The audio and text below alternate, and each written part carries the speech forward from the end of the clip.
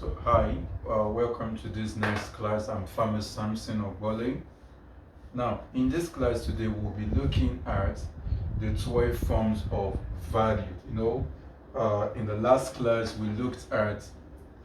I talked about the BMC model, where I talked specifically about value proposition.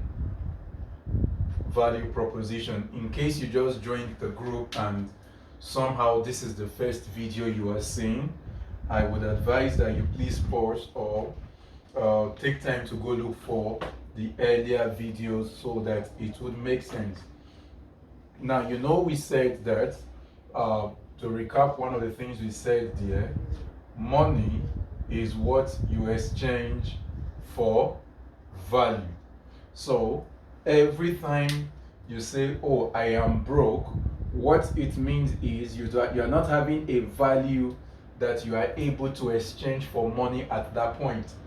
I will give an example. You realize that most of these are our entertainers, artists, and all of that.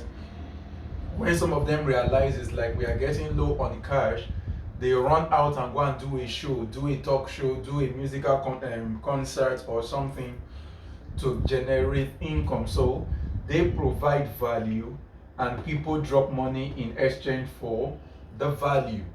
I hope that makes sense. If we take, for example, a comedian, how much money the comedian can charge is directly proportional to how much he can make people laugh.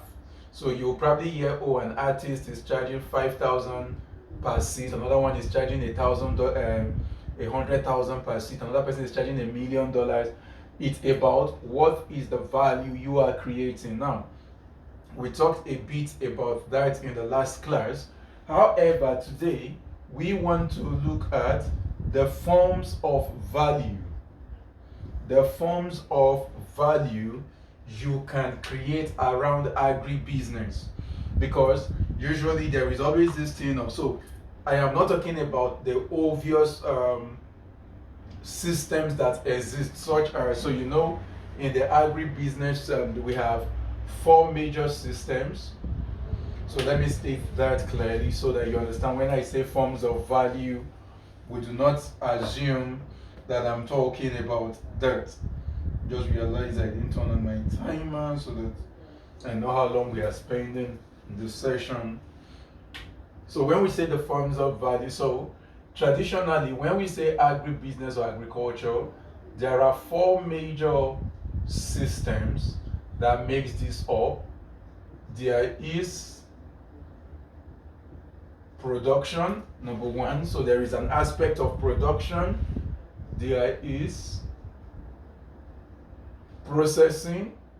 There is distribution, and there is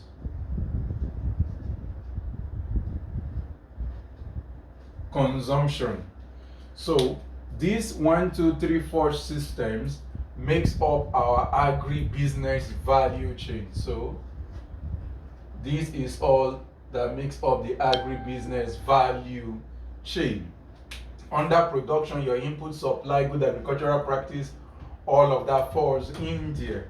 But what we are looking at right now is, after you have done all of these or any of these, how then do I turn this into a value system, into a value that can actually provide money? So I am not talking about what is within this alone, but what are the values that you can create around agribusiness that you can use to make money. And again, I'm not talking about the obvious. So the first thing, or the first thing you can create in agribusiness as a value is a product, which is obvious. Products. So I can have a product that I sell. Your product can cut across any of these. So I can have a product, for example, and say I want to be selling under production, input, supply, I am selling seed. Seed is a product. Or I want to sell fertilizers, the agrochemicals. That is a product. I want to sell nutrients. That is a product. I want to sell manure. That is a product. I am the guy selling the machines they use for processing. That is a product. I am the guy responsible for selling the packaging materials. That is a product. I am the guy responsible for selling the finished product, whether processed cassava, processed yam into something, chicken processed into something. All of these things are products. So I can have a business where what I sell is a product.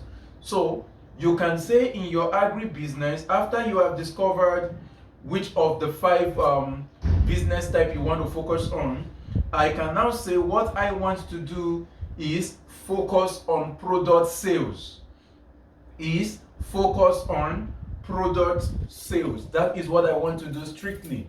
So you create something tangible, you create something that has you create an entity, that somebody that is tangible, that people can hold, that you can sell. So you create a business, and from the beginning you should know what is it that I want to use this thing for.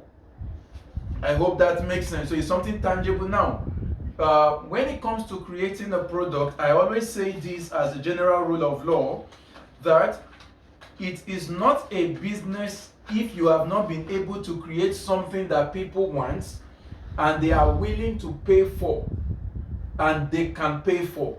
So there is the willingness to pay for something, and there is the capacity to pay for something. So a business is you are creating something of value that people want.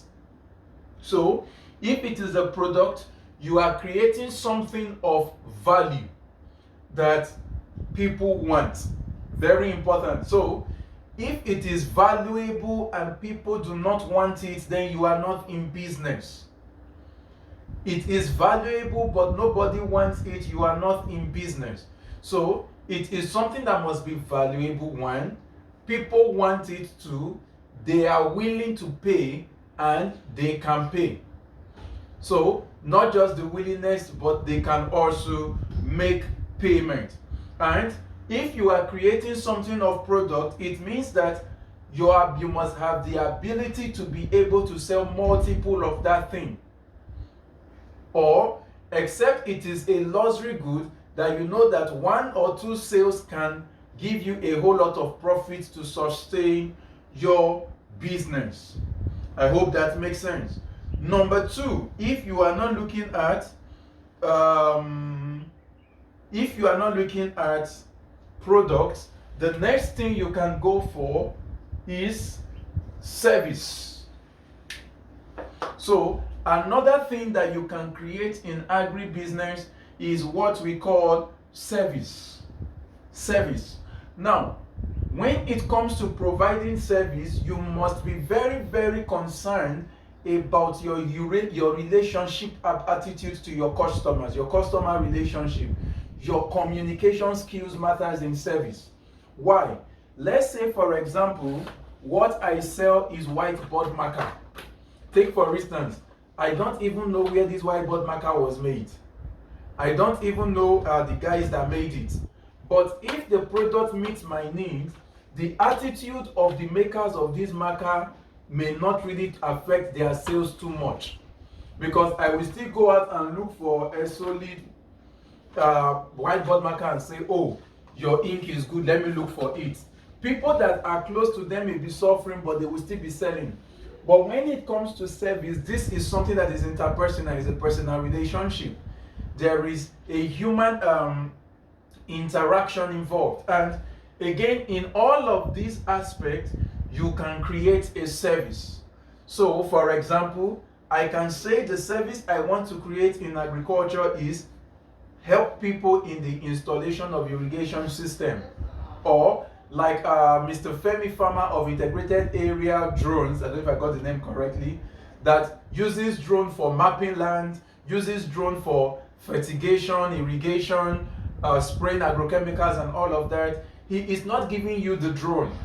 Instead, he comes with his drone and provides a service, after which he goes back. So that is also an area you can work on. You can say you want to have a business around the area of service. You can have a business around the area of service. It can even be in the area of processing. It can even be in the area of processing, that you provide a service where people who want to process gari, want to process yam and all of that, they come and use your equipment, but they go and package it their name. So it's your equipment, you are the one helping them doing the processing. You are not bothered about how they get their inputs. You are not bothered about how they sell, but you just help them do the service of processing. I'm going to just give you as many examples of things you can do. Still around this region, you can also have a service around you can have a service around helping people do branding of products, marketing of products. If it's not your product, but you are helping them do branding around it, you are helping them do servicing around it. So because of the light that has gone, I would continue from here in the next class.